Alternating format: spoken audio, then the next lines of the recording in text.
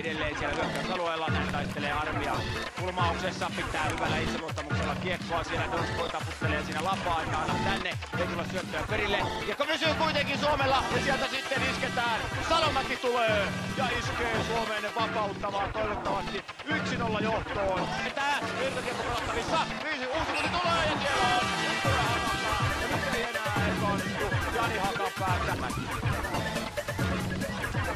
3-0 viivalta upealla lyöntilaukauksella Ville Pokka, mutta ei nyt käy tuurikaan, mutta on tuuria. Uudestaan tulevat suomalaiset jälleen. Mika Granlund kääntää ja nyt on paikka. Siitä pitää tehdä.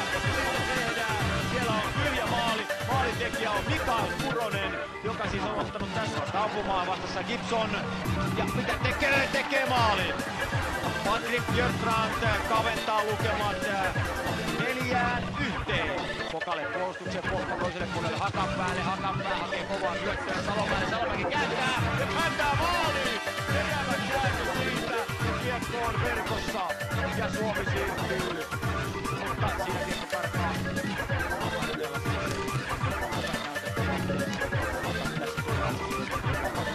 Kuivaa, kun nyt tullaan jälleen siihen nätisti ja siinä se näyte tulee Armialta. Katsokaa nimiä. Ja siellä helähtää samalla kun ihasteltiin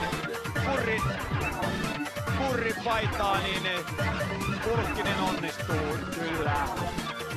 Puolimaalia tyhjänä, jaha, tähän kuvaan ei ohjaaja ehdi, nyt tulee lisää. Ja tällä kertaa siellä nähdäkseni on Teemu Pulkkinen maalin tekijänä, kun äsken vielä ihasteltiin hidastusta.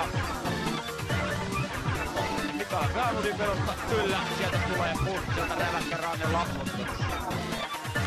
Suomalaiset hyökkäysalueella pirteänä.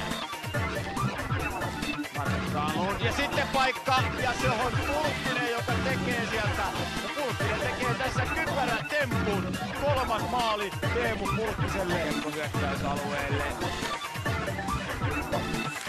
Tulee vastaan, vielä on se paikka tehdä, paikka maaliin ja kyllä tehdään. Saadaan 10 täyteen ja katsotaan kuka se maalintekijä lopulta oli. Onko